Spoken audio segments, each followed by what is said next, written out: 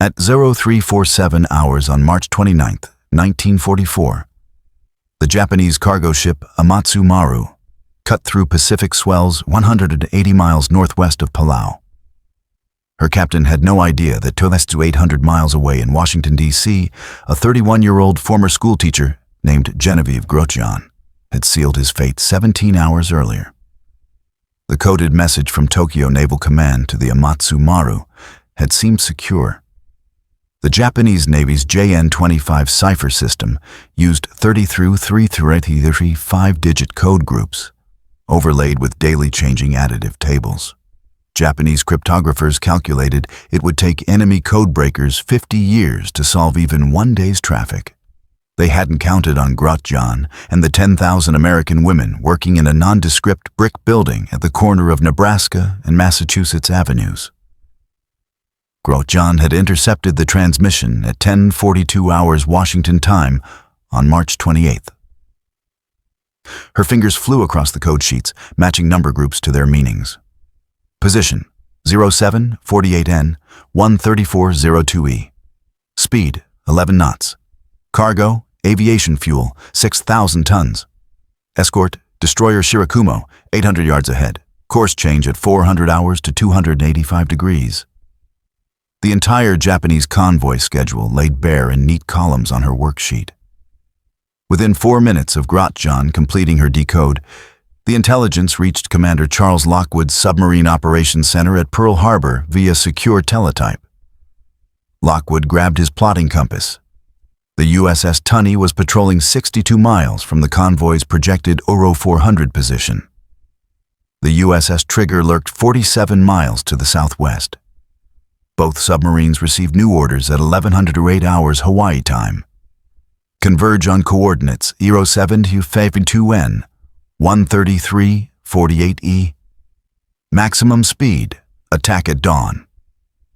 Lieutenant Commander John Scott brought Tunney to periscope depth at 0343 hours.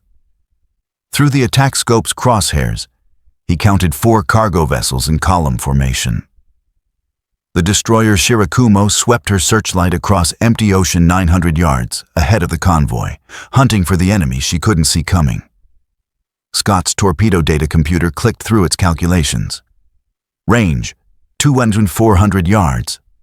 Speed 11 knots. Angle on bow 75 degrees port. 6 Mark 14 torpedoes sat ready in Tunney's forward tubes. At 0347 hours, compressed air blasted 6 torpedoes from their tubes at 2-second intervals. The weapons ran hot and straight at 46 knots, their wake invisible in the pre-dawn darkness. 47 seconds later, the first Mark 14 detonated against Amatsu Maru's No. 2 cargo hold. The 6,000 tons of aviation fuel erupted in a pillar of flame that climbed 400 feet into the night sky.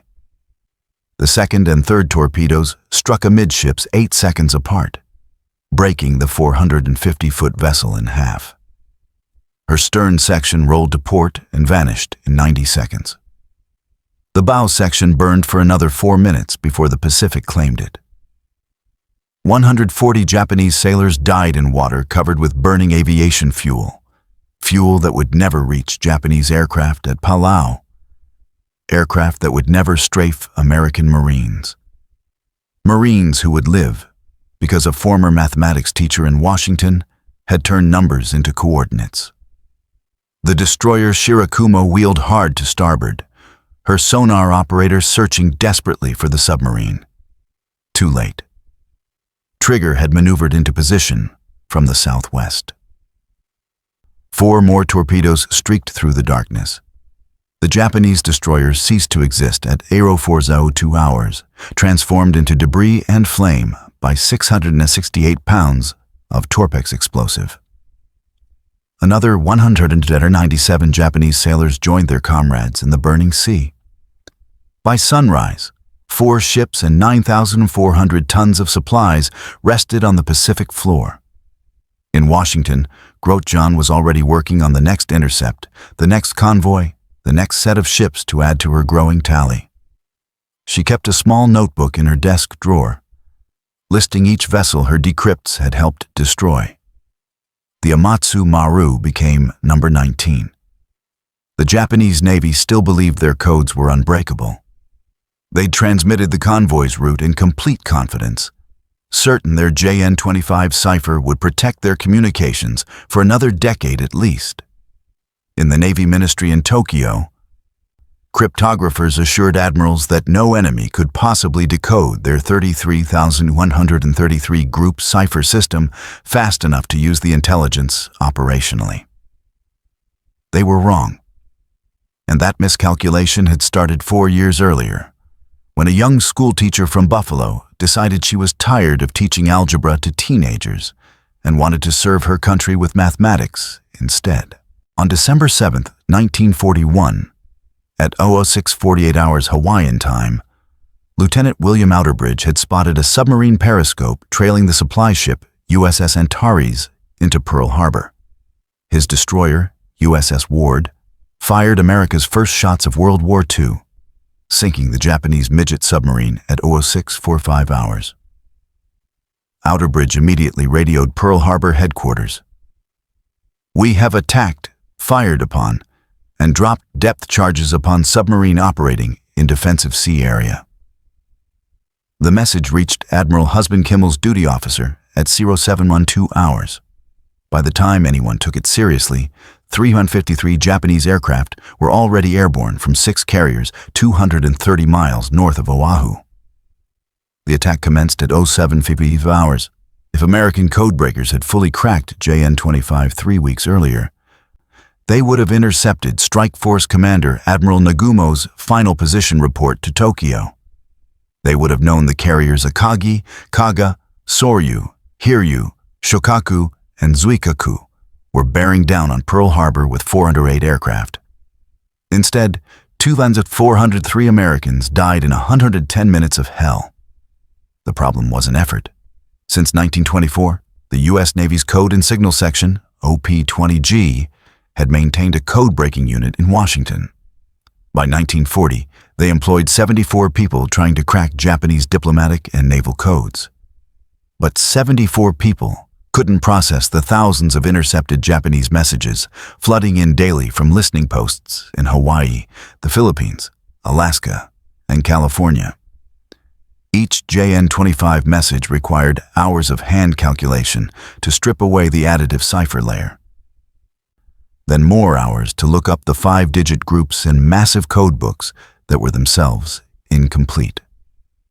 On February 10, 1942, the Japanese submarine I-17 surfaced off Elwood, California.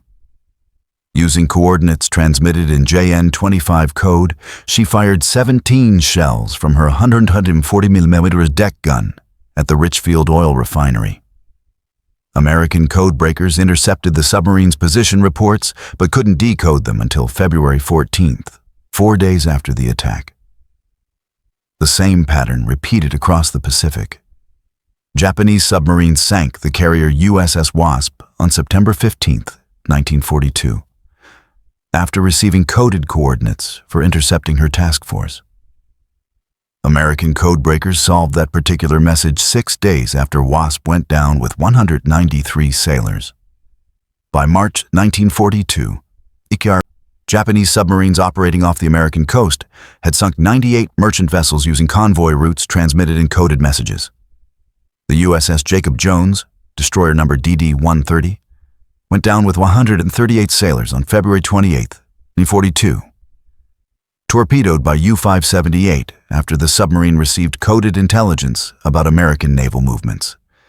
Each sinking represented a code that arrived too late, a message decoded too slowly, mathematics that couldn't keep pace with killing. The Navy calculated they needed 5,000 trained codebreakers to match Japanese message volume. They had 74. The few universities teaching advanced cryptanalysis graduated perhaps 20 students per year. At that rate, America would have enough codebreakers by 1962. The war would be long over, one way or another. But someone in OP-20-G remembered a particular breakthrough from 2 years earlier. On September 20, 1940, a young woman named Genevieve Grotjan had done something the Navy's top male cryptanalysts hadn't managed in 18 months of trying. She'd cracked Purple, the Japanese diplomatic cipher machine that protected communications between Tokyo and its embassies. She'd found a pattern everyone else missed, a mathematical relationship between input and output that revealed the machine's internal wiring.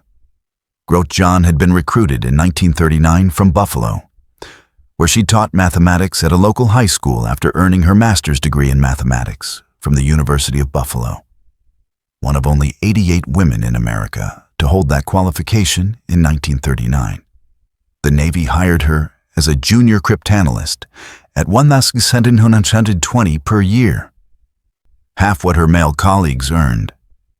They assigned her to the Purple problem mostly to free up senior cryptanalysts for other work. Nobody expected the schoolteacher to solve it. But Grotjan understood something about patterns that her colleagues missed. Years of teaching algebra to restless teenagers had trained her to see when students made the same mistakes repeatedly, to spot the systematic errors that revealed underlying confusion. She applied the same pattern recognition to Purple's encrypted messages. On that September morning in 1940, she noticed that certain cipher outputs appeared at predictable intervals when the machine's stepping switches advanced. The interval pattern was hidden across thousands of messages, invisible unless you looked at exactly the right mathematical relationship. When Grotjan announced her discovery, the head of OP-20-G, Commander Lawrence Safford, literally grabbed her and danced around the office. Within weeks, American engineers had built a replica Purple machine based on her mathematical analysis. By December 1941, America was reading Japanese diplomatic traffic in real time. But diplomatic codes didn't carry military operational intelligence. For that, they needed JN-25, the Imperial Navy's operational code. And JN-25 was orders of magnitude more complex than Purple. After Pearl Harbor, the Navy faced a brutal reality. They needed thousands of people with Grotjan's mathematical skills. They needed them immediately, and they needed them to work in absolute secrecy, processing millions of code groups without knowing if their work would save lives or arrive too late like the warnings before Pearl Harbor. The solution came from an unexpected source: America's schoolteachers. Specifically, female mathematics teachers who'd spent years doing exactly what code-breaking required, finding patterns, solving for unknowns, and checking their work with obsessive precision. The same women who'd been teaching trigonometry and calculus to American teenagers could be trained to hunt Japanese ships through intercepted number groups. At 800 hours on September 20th, 1940, Genevieve Grotjan spread 17 sheets of intercepted Japanese diplomatic messages across her desk in room 1649 of the Munitions Building in Washington. She'd been staring at these same messages for 3 weeks, searching for something her male colleagues had missed during 18 months of failed attempts to crack Purple.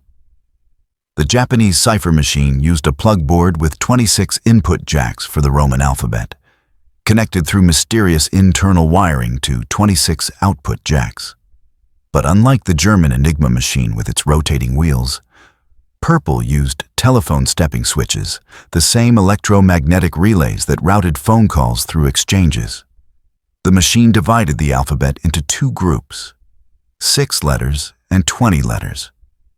Every cryptanalyst in OP-20-G knew this division existed. Nobody could figure out how the stepping switches advanced through their positions. Grotjan noticed something at 0823 hours that made her pencil stop moving. In message number 1-4, sent from Tokyo to Berlin on September 3rd, the cipher letter K appeared in positions 47, 98, 149, and 200. The intervals were 51, 51, and 51. She grabbed message 1-746 from the same day. The letter R appeared at positions 31, 56, 81, and 106. The intervals 25, 25, and 25.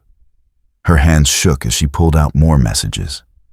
The pattern held, but only for letters in the 20-letter group and only when she compared messages sent on the same day with the same starting position for the stepping switches. The switches weren't advancing randomly. They followed a mathematical sequence based on modular arithmetic. The same mathematics she'd taught her high school students when explaining how clocks work. She ran to Frank Rowlett's office, the senior cryptanalyst who'd been attacking Purple since March 1939. Rowlett looked at her worksheets for 30 seconds before his eyes widened. Jesus Christ, you've done it. Within 4 hours, the entire Purple team had gathered around Grotjan's desk. She showed them how the stepping switches created a cascade of permutations. The first switch advanced one position with each letter typed. After 25 letters, it triggered the second switch to advance. The second switch triggered the third after another 25 letters.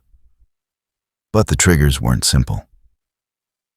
They followed a pattern that repeated every 70,200 letters, exactly the kind of long period cycle that seemed random unless you analyzed tens of thousands of characters. By 1800 hours that day, the team had worked out the complete wiring scheme. Leo Rosen, an electrical engineer, sketched a diagram showing how to build an American version using standard telephone equipment. The Navy would need 84 stepping switches, 47 relays, and approximately 1,900 soldered connections to replicate Purple's internal logic. Commander Safford immediately classified Grotjan's breakthrough beyond top secret into a new category: Ultra. Only 37 people in the entire U.S. government would be cleared to know Purple had been broken. Grotjan herself couldn't tell her parents, her friends, or even her diary what she'd accomplished. When her mother asked what she did in Washington, Grotjan had to say she was a secretary at the State Department. But Safford understood the implications. If a 27-year-old schoolteacher could crack Purple, what could 100 Grotjans accomplish? 1,000? He wrote a memo to Admiral Harold Stark, Chief of Naval Operations, on September 22, 1940. Miss Grotjan's achievement suggests untapped potential in mathematically trained women, particularly teachers accustomed to repetitive pattern analysis. The memo sat unread for 15 months. Then Pearl Harbor changed everything. On December 27, 1941, 20 days after Pearl Harbor, the Navy issued a secret directive to recruit women of proven mathematical ability for cryptanalytic work. They couldn't advertise openly. The existence of code-breaking itself was classified. Instead, Navy representatives quietly approached mathematics department heads at women's colleges: Vassar, Wellesley, Smith, Bryn Mawr, Mount Holyoke, Barnard, Radcliffe. The recruiters looked for specific qualities. Advanced mathematics training, yes, but also patience, precision, and the ability to perform repetitive work without losing focus. They wanted women who could sit for 8 hours straight, comparing number groups, hunting for patterns that might not exist, checking and rechecking calculations. In other words, they wanted school teachers. By February 1942, the first wave of recruited women arrived in Washington. The Navy called them waves. Women accepted for volunteer emergency service. They were sworn to secrecy with threats of prosecution under the Espionage Act. Many were told to report to a building at 3801 Nebraska Avenue that didn't officially exist. It appeared on no city maps, received no mail delivery, and was surrounded by Marines with orders to shoot anyone who tried to photograph it. Among the first arrivals was Ann White, a 23-year-old mathematics teacher from Northfield, Minnesota, who'd been teaching trigonometry at a girls' preparatory school. Constance Coltman, 26, had been teaching calculus at a Philadelphia high school. Frances Lind, 29, left her position teaching geometry in Richmond to join what she was told would be clerical work supporting the war effort. They found themselves in a massive room filled with 144 desks arranged in precise rows. Each desk had a lamp, a supply of worksheets, code books, and strips of paper containing 5-digit number groups. The women weren't told they were breaking enemy codes. They were simply instructed to follow mathematical procedures, to convert number groups according to specific rules, to flag any patterns they noticed. Grotjan, promoted to Chief Training Officer, taught them her method. Imagine you're grading algebra tests, she told each new class. You're looking for the mistake that everyone makes, the pattern in the errors. The Japanese make errors too. Not mistakes exactly, but habits, preferences, patterns they don't realize they're creating.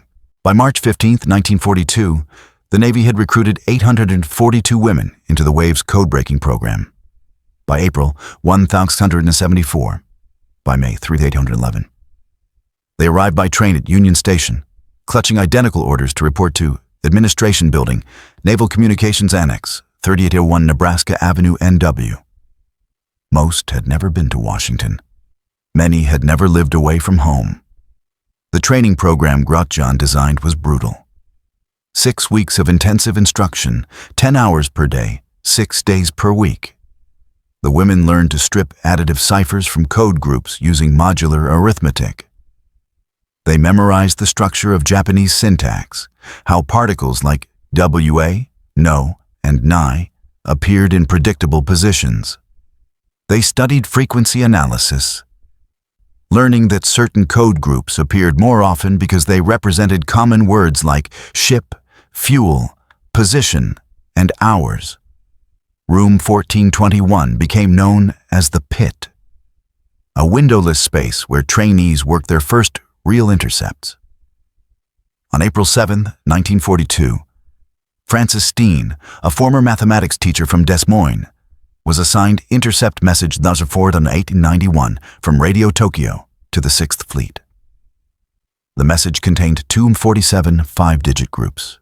Using her additive strip, she subtracted the daily key from each group. 38291 minus 59383 became 88918. Then she looked up 88918 in her partial code book. Nothing. The group was unknown. She moved to the next group, and the next. After 4 hours, she'd identified only 12 groups out of 247. The message seemed like random fragments. Wednesday, submarine. 40, north, fuel. Urgent. But Grotjan had taught them to look for context. Steen noticed that the group for Wednesday was followed 3 groups later by 4 unknown groups, then hours. Japanese messages often contain time references in the format. Day, date, time, hours. She checked naval records. Wednesday, April 8th was the next day. If those 4 unknown groups represented date and time. She tried various combinations. The third unknown group, when compared against partially solved messages from the same station, appeared frequently before hours. She assigned it tentatively as 0800. Working backward, she deduced the second group meant April 8th. By 1900 hours, Steen had partially decoded.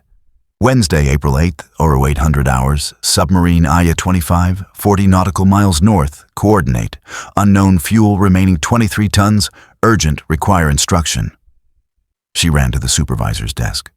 Lieutenant Grace Murray, one of the few female officers in OP-20-G, examined the decode. Process this immediately for fleet distribution. Within 40 minutes, the intelligence reached Pacific Fleet Submarine Command. American submarine USS Gudgeon was vectored to patrol 40 miles north of Midway Island. On April 9th at 11:43 hours, Gudgeon's crew spotted I-25 on the surface, recharging batteries. 3 Mark 14 torpedoes sent the Japanese submarine to the bottom with all 61 hands. The women didn't learn about Gudgeon's kill. They were never told if their decodes led to enemy sinkings. But Grotjan kept her private tally. cross-referencing fleet reports with the intercepts her team had decoded. By May 1942, she could link 11 Japanese vessels to Wave's intelligence breakthroughs. The real revolution came when the women cracked the Japanese merchant marine code system, JN-40. While male cryptanalysts focused on the Imperial Navy's JN-25 fleet code, the Navy assigned the less important merchant codes to the Waves. The Japanese considered their merchant marine codes secure enough, using a simpler 10,000 group system with daily changing additives. On May 18, 1942, Elizabeth Friedman, a 36-year-old former Latin teacher from Indiana, noticed something odd in merchant message traffic. The same 5-digit groups appeared in messages to multiple cargo ships, always followed by position coordinates. She spent 19 straight hours at her desk, comparing every merchant message from the previous week. The pattern emerged. These groups indicated convoy assembly points. At 02:15 hours on May 19th, Friedman decoded a convoy instruction to 17 cargo vessels. They would assemble at coordinates 18 to 30N, 142 to 15E at 1200 hours on May 22nd. Then proceed to Saipan with supplies for the garrison. Total cargo, 45,000 tons of ammunition, food, and aircraft parts. Escort, destroyers Minkazi and Sawakazi. The intelligence reached submarine command at 0340 hours. Admiral Lockwood had USS Silversides and USS Tambor within striking range. Both submarines received new patrol orders at 0411 hours. Converge on coordinates 18 to 30N, 142, 15E. Maximum speed, attack targets of opportunity. On May 22nd, Lieutenant Commander Creed Burlingame brought Silversides to periscope depth at 1147 hours. Through the scope, he counted 17 cargo vessels forming into 2 columns, exactly as Friedman's decode had predicted. The destroyers Minakaze and Sawakazi circled the formation like sheepdogs, their sonar operators sweeping for American submarines they couldn't know were already there. Burlingame selected his targets: the largest cargo vessel leading the starboard column, and a tanker in the center of the formation. At 12:03 hours, he fired a spread of 6 Mark 14 torpedoes. The first struck cargo vessel Taiye Maru amidships, detonating 3,000 tons of ammunition in her forward hold. The explosion vaporized the 6,800-ton vessel and damaged 2 ships steaming alongside her. The tanker Genyo Maru took 2 torpedoes in her fuel bunkers and became a 450-foot torch. If you want to see how one school teacher's mathematical breakthrough would lead to sinking 23 Japanese ships in a single month, hit that subscribe button right now. It tells YouTube to share these stories with more people who need to hear them. Tambor attacked from the opposite side of the convoy at 12:11 hours. 4 torpedoes claimed cargo ship Tatsufuji Maru and transport Hiyama Maru. In 18 minutes, American submarines had sent 28,000 tons of Japanese shipping to the bottom using intelligence decoded by a former Latin teacher sitting at a desk in Washington. The surviving Japanese vessels scattered, their captains transmitting frantic messages in the same code that had betrayed their position, not knowing that more former school teachers were already reading their panicked reports to Tokyo. On June 4, 1942, at 0430 hours, Genevieve Grotjan sat at her desk in Washington reading Japanese fleet message, number 8832. The Battle of Midway was raging 5,000 miles away, but she was hunting different prey, while Admirals Nimitz and Yamamoto maneuvered carriers and battleships. Grotjan tracked something the Japanese considered insignificant: their supply convoys. The Imperial Navy hadn't realized their merchant marine codes were completely compromised. Message Derberhike 832 originated from the Japanese 4th Transport Command in Rabaul. Convoy HI-17 depart 600 hours June 5th. Ships Kagamaru, Bordeaux Maru, Venice Maru, Lions Maru, Yoshino Maru. Course 340 degrees, first 8 hours, then 015 degrees to truck. Speed 9 knots. Escort destroyer Yamakaze 1,000 yards ahead. Grotjan pulled out her Pacific chart. The convoy would pass through a 40-mile-wide channel between New Ireland and New Hanover Islands at approximately 2200 hours on June 5th.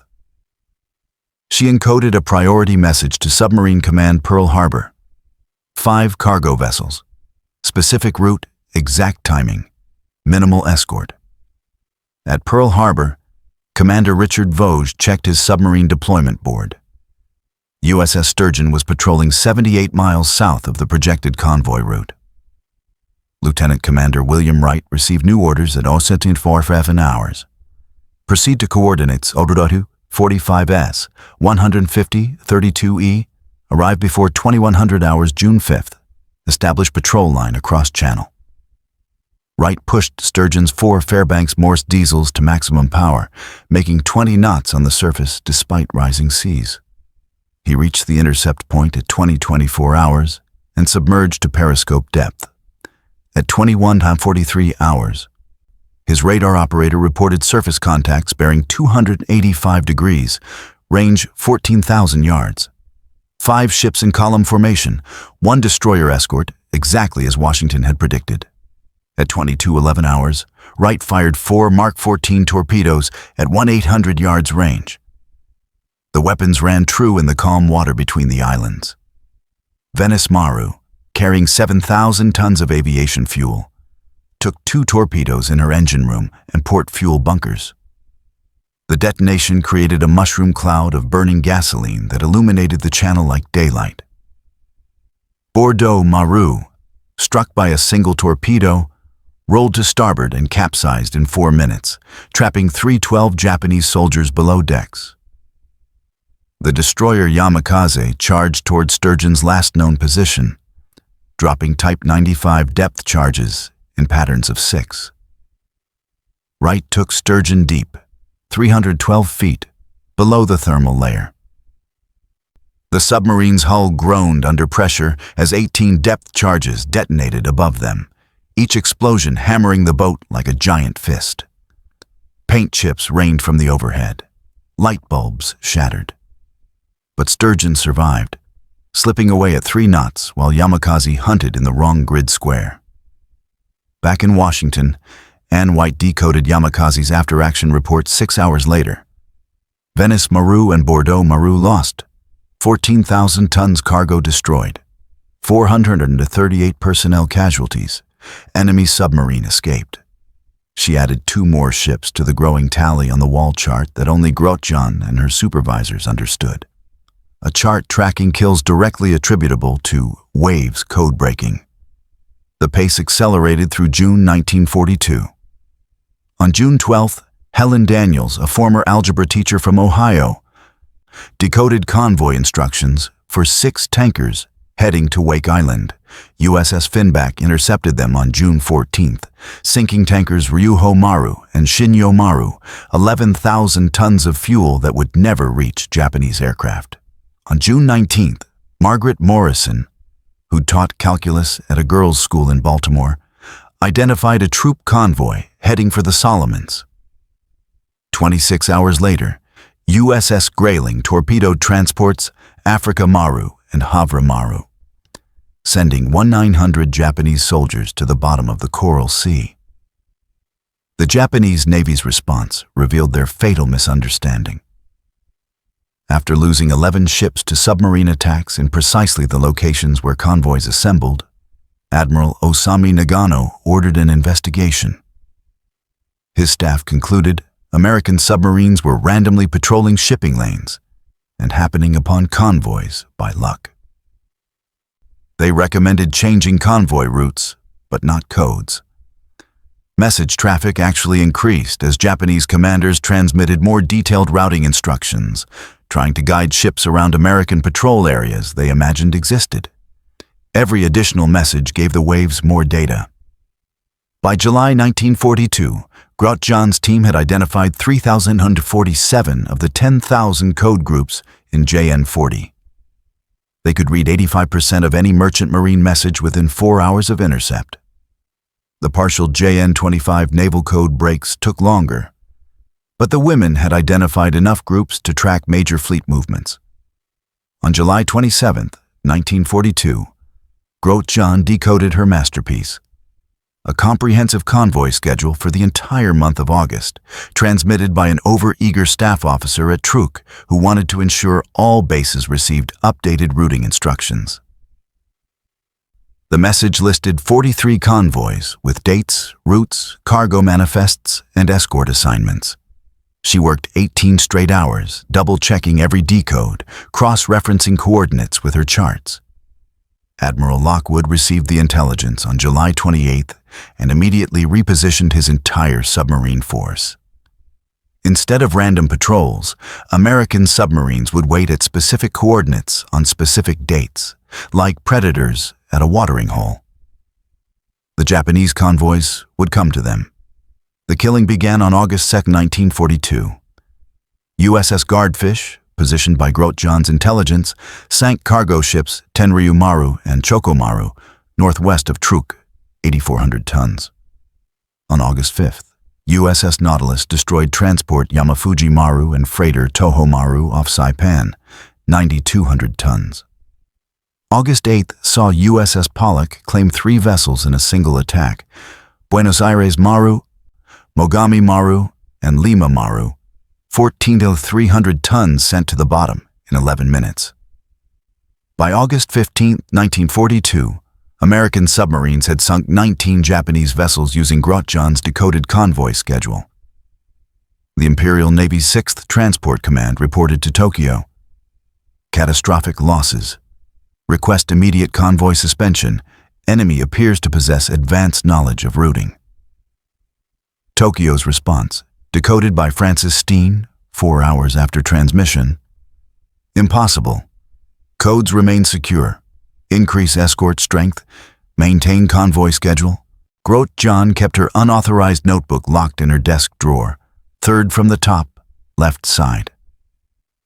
Each entry recorded in her precise handwriting: ship name, tonnage, date sunk, coordinates, intelligence source reference number. By August 31, 1942, she had documented 19 vessels. She needed 4 more to reach the number that would haunt her for the rest of her life. 23 ships in a single operational month, all from her team's codebreaking. September 1, 1942, started at 0:01 hours with intercept number 11,439 from Yokohama Naval Base. Elizabeth Friedman handled the decode while Grotjan supervised. The message took 3 hours to fully strip and translate. Urgent fuel convoy depart 0800 hours September 2. Tankers Toa Maru, Nippon Maru, Kyoko Maru. 21,000 tons heavy fuel oil for Rabaul garrison. Route Alpha 7 via truck. Escort destroyers Hokazi and Shiokazi. Admiral Takasu personally guarantees arrival. Grotjan studied her charts. Route Alpha 7 meant the convoy would pass through the Luzon Strait at approximately 300 hours, September 4th, then turn southeast toward Truk. She calculated speed and distance. USS Bofin was patrolling 95 miles from the projected track. Too far for normal intercept. But if Bofin ran on surface at maximum speed for 7 hours, she could establish an ambush position. The intelligence reached Pearl Harbor at 0342 hours. Commander Willingham received orders that would have seemed insane without Grotjan's intelligence. Abandon your current patrol grid. Run surfaced in daylight despite enemy air patrols. Reach coordinates 1945N, 121 to 30E by Irozu 30 hours, September 4. 3 tankers would pass that exact spot between 0300 and 0300 to 30 hours. Willingham drove Bofin mercilessly across the Philippine Sea.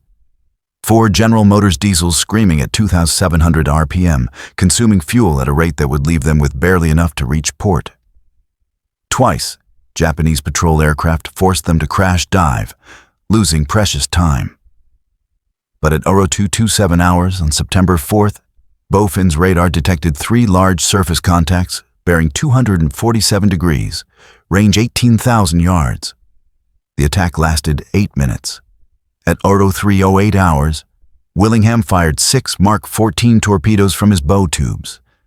then swung the submarine hard to starboard and fired 4 more from his stern tubes. The spread was perfect. Toa Maru took 3 torpedoes along her port side and broke in half, 7,000 tons of fuel oil spreading across the surface in a black slick 2 miles wide. Nippon Maru absorbed 2 torpedoes in her engine spaces and settled by the stern, her crew abandoning ship as fuel bunkers exploded in sequence. Kyoko Maru, trying desperately to turn away, caught 2 torpedoes amidships and rolled over like a dying whale. The destroyer Hokazi charged through the burning oil slick, her sonar operator searching frantically for the submarine. Depth charges detonated in patterns around Bofin as Willingham took her deep 380 feet, testing the pressure hull's limits. The boat survived, barely. When they surfaced 6 hours later, the sea was empty except for oil and debris. 21,000 tons of fuel would never reach Rabaul. Grotjan added 3 entries to her notebook, ships 20, 21, and 22. September had 16 days remaining. The waves decoded 1,147 Japanese messages in that time, hunting for the one that would complete Grotjan's count. It came on September 17, 1942, at 13:42 hours, in a message so thoroughly encrypted, the Japanese Navy considered it unbreakable. They'd added a second layer of encipherment, a special additive reserved for their most critical communications. But Margaret Morrison recognized the pattern. The double encrypted messages always contained extra padding groups at positions divisible by 17. She'd noticed this quirk 3 weeks earlier, but hadn't been sure until now. Working backwards from those positions, she stripped the first additive layer, then the second. The message revealed itself like a photograph developing in solution. Transport Yamatsuki Maru depart Palau 600 hours, September 19th, single ship maximum speed, 18 knots emergency aviation supplies, 8,900 tons, including Type 99 bomb fuses for Guadalcanal operation. No escort available. Recommend Route Baker 3 to avoid enemy submarines. Route Baker 3 meant the ship would pass between Ulithi and Yap atolls at approximately 1400 hours on September 19th. Grotjan checked submarine positions. USS Wahoo, under Lieutenant Commander Dudley Morton, was 140 miles away. But Morton was known for aggressive tactics. If anyone could intercept a fast transport running at 18 knots, it was Mush Morton. The orders reached Morton at 2126 hours on September 17th. Single fast transport, no escort, exact time and position, critical cargo. Morton didn't hesitate. He surface ran through the night at 21 knots, burning fuel reserves, reaching the intercept point at 13:47 hours on September 19th. At 13:58 hours, Wahoo's lookout spotted smoke on the horizon. The Yamatsuki Maru came on fast, zigzagging every 4 minutes, her captain following standard anti-submarine doctrine. But Morton had studied hundreds of zigzag patterns. He positioned Wahoo not where the ship was, but where she would be after her next turn. At 14:21 hours, range 9 to 80 yards, Morton fired 3 Mark 14 torpedoes with a 1.5-degree spread. The first passed ahead of Yamatsuki Maru's bow by 10 feet. The second struck just aft of her forward cargo hold. The third hit beneath her bridge. The 8,900 tons of bomb fuses, desperately needed for the Japanese air campaign at Guadalcanal, detonated in a chain reaction that sent a geyser of flame and steel 600 feet into the air. The 11,400-ton transport disappeared in 47 seconds, taking 447 Japanese sailors and technicians with her. In Washington, Grotjan received confirmation through a decoded distress signal from a Japanese patrol boat that found only debris at the coordinates. She opened her notebook and wrote the 23rd entry. Yamatsuki Maru, 11,400 tons, September 19th, 1942, 0947N, 138-22E. Intercept the router 12-891.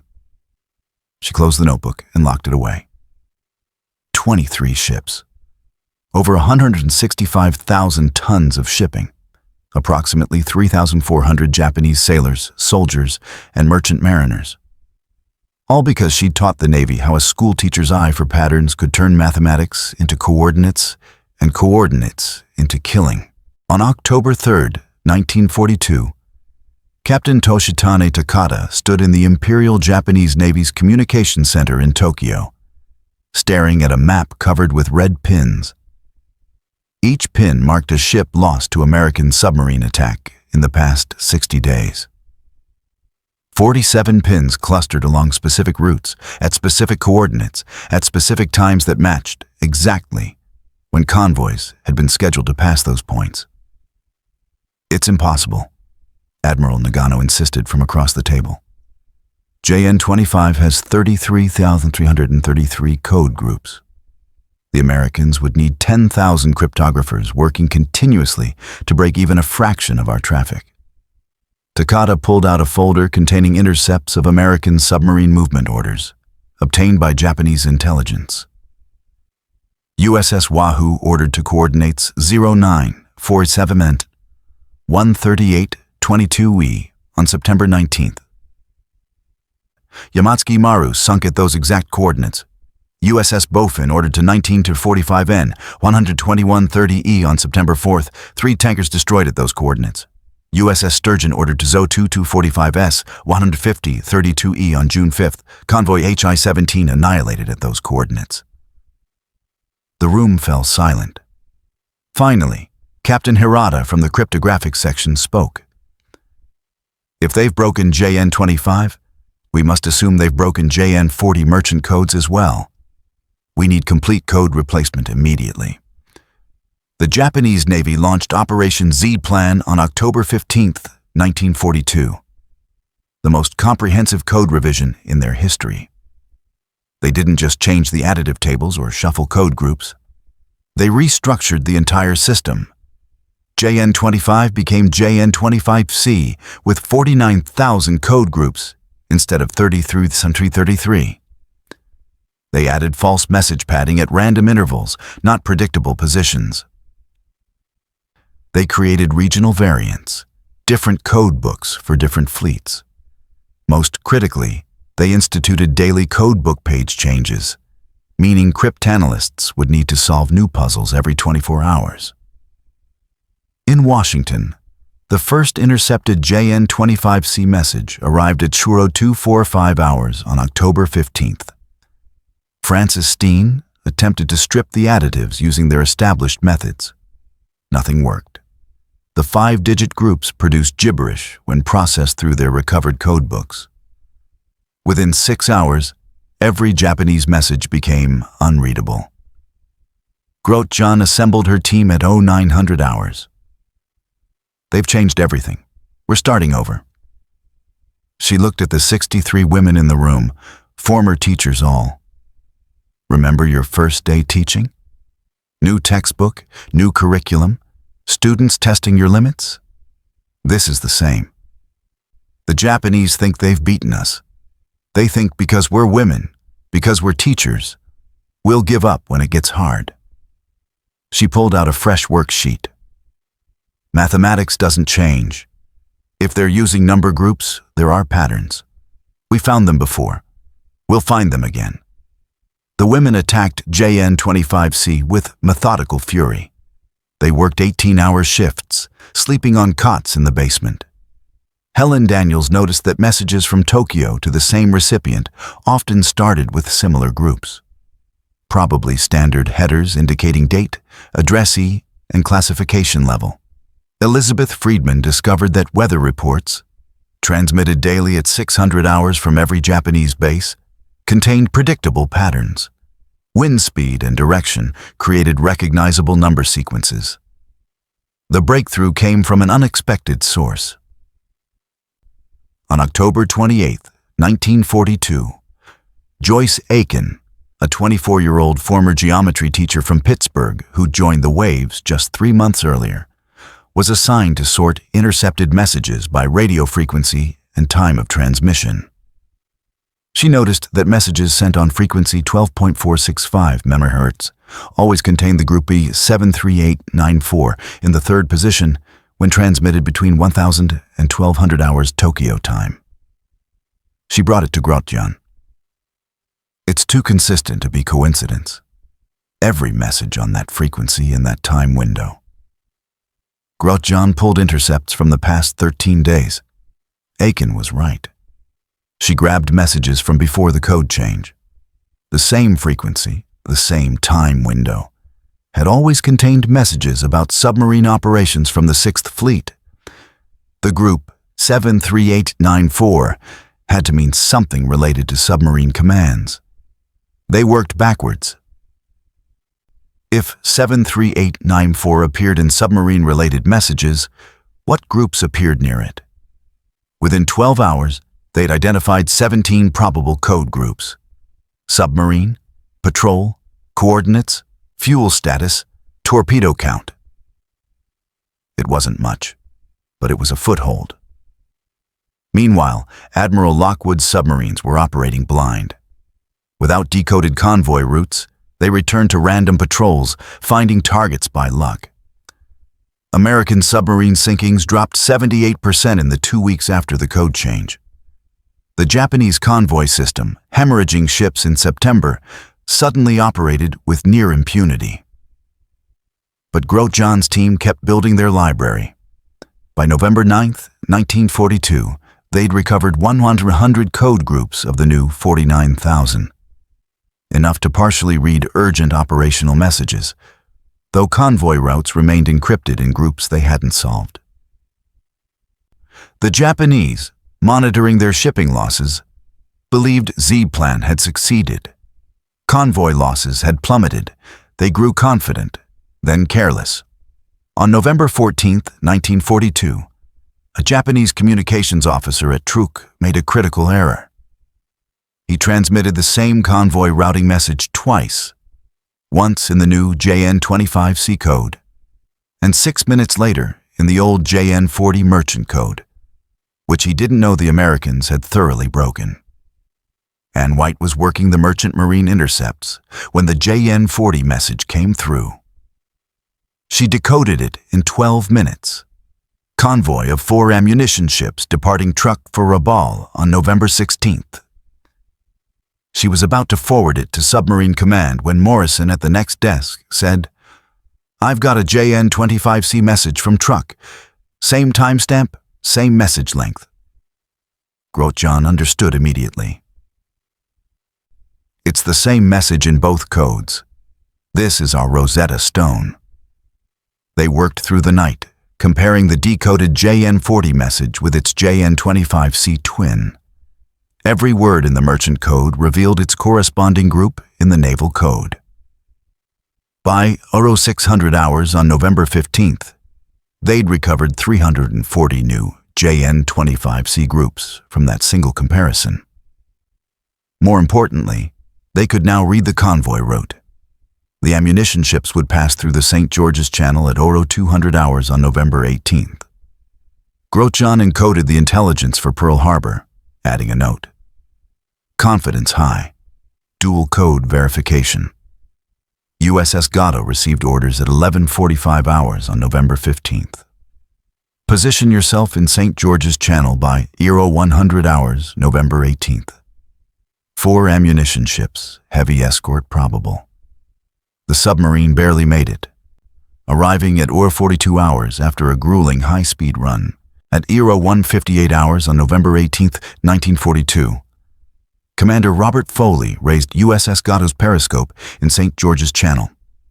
4 ammunition ships, exactly where Grotjan's decode predicted, steaming in column at 12 knots. But the escort wasn't heavy. It was overwhelming.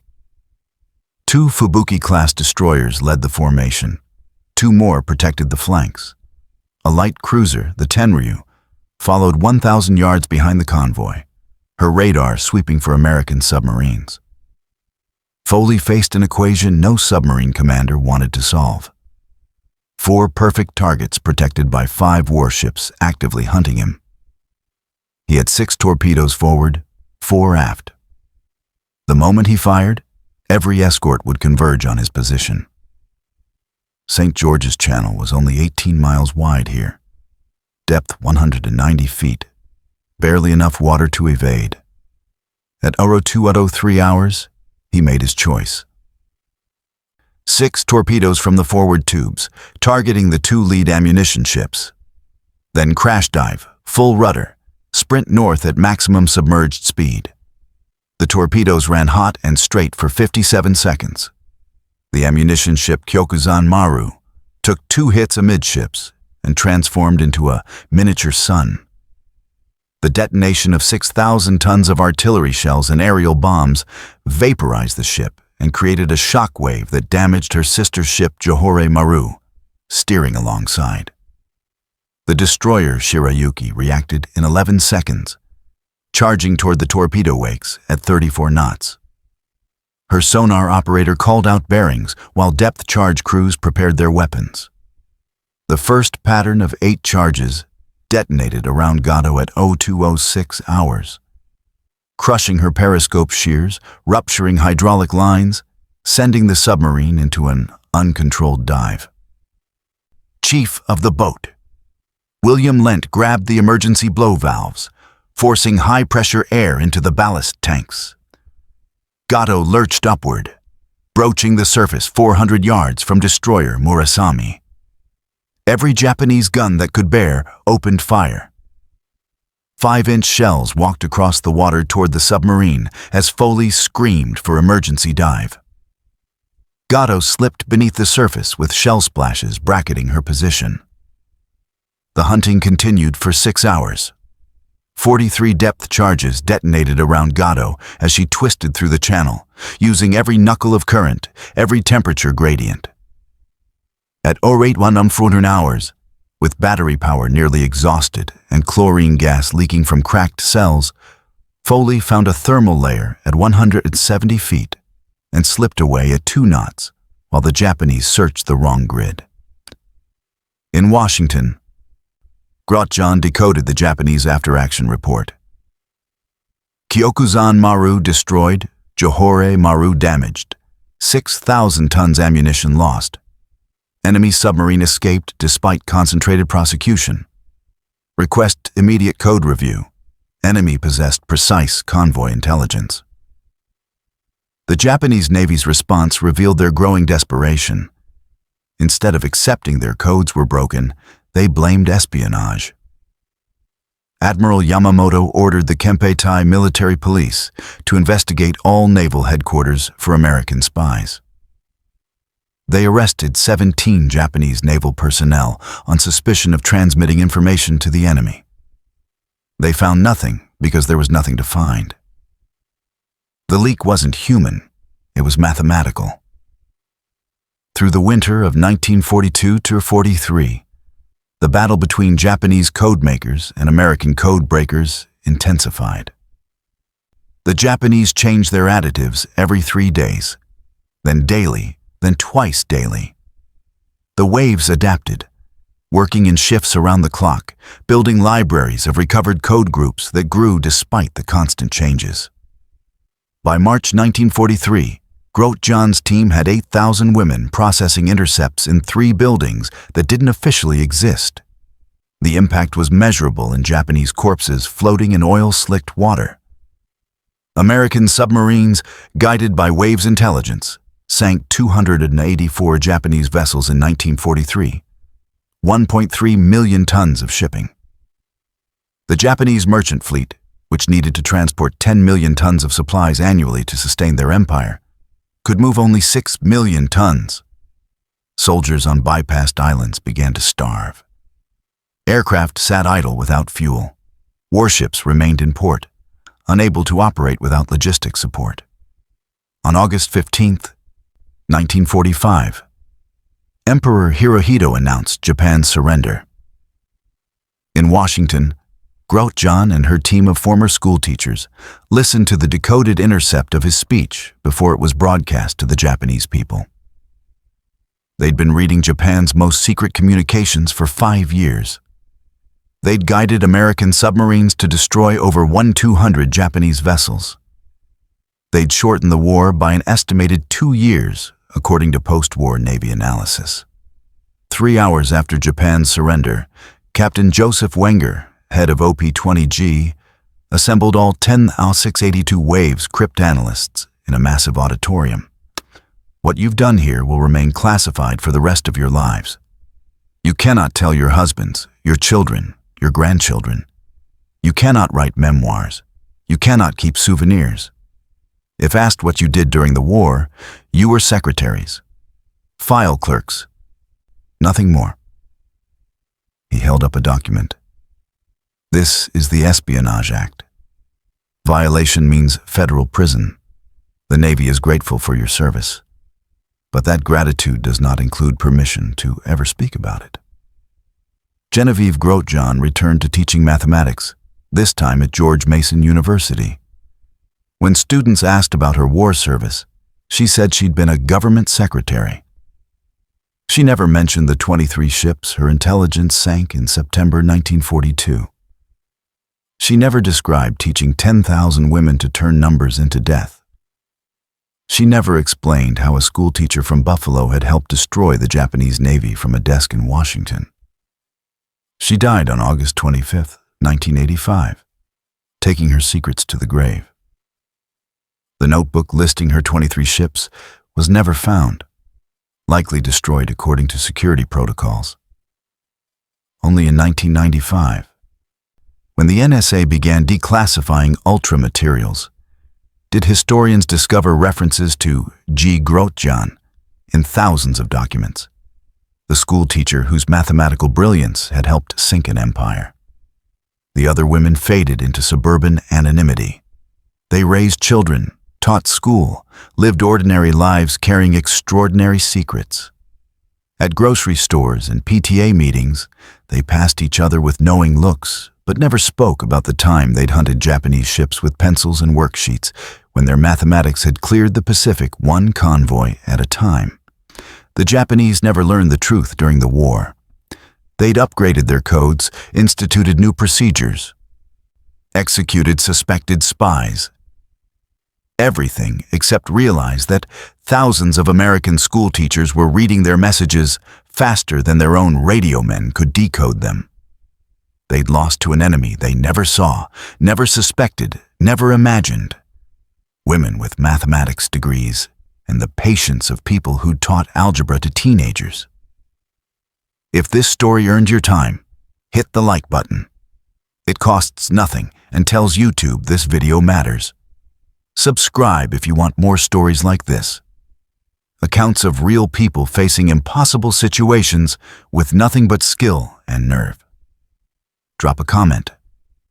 Where are you watching from? Did anyone in your family serve in the Second World War? This community spans the globe. From California to Tasmania. From veterans to history students. Let us know you're here. Thank you for watching. And these stories deserve to be remembered. You're helping make that happen.